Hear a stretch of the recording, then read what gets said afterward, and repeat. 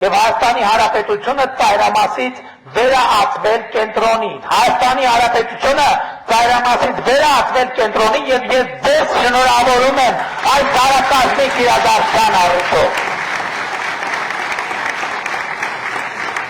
Ես absolut այսօր չհասցրեցի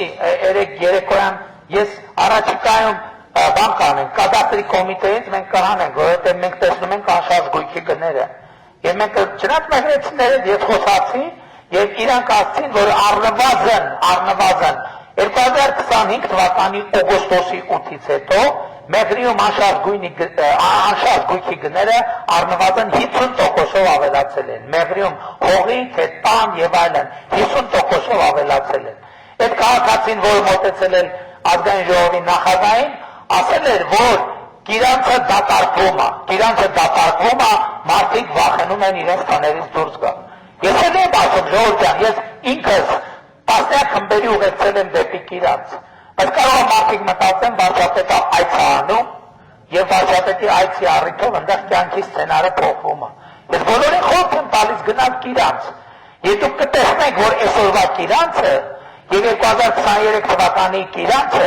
կիլոմետրերով իրար հեռու են եւ կիլոմետրերով շարժվել է Գիրանցը ծայրամասից դեպի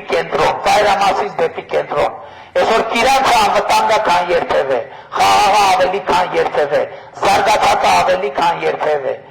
Գիրանցում նախկինում եղել է մոտավորապես թվեր, էլի ճշգրիտ չեմ կարող կներեք հիշել, բայց ես մոտավոր կարգերը կարամ հիշեմ։ Այնտեղ եղել է մոտավորապես 90 քանի տուն, 90-95 կամ գուցե 100 տուն։ Այսօր Գիրանցում մոտավորապես նախկին իրաչափի 50%-ի չափի տներ են կառուցվում։ Եվ սա կարևորագույն նորություն է։ Եվ ես ուրախությամբ իհարկե ես երբեք անհամեստություն թույլ չեմ տալիս։ Եվ 3400-ից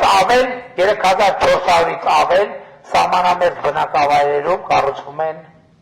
են տներ։ Նոր թաղամաս է։ Եվ ես էլի տրամադրությունս լավա կներեք ինձ անհամեստ այդ բանի համար, իմ շրջագայություններում ես վերջի, ես իմացա, որ հանրապետության տարբեր գյուղերում հայտնվում են թաղամասեր 16 միլիոնի ծրագրերով, որոնց ժողովուրդը ասում է Նիկոլի թաղը եւ դա մեծ պատիվ եւ հպարտություն է ինձ համար, եւ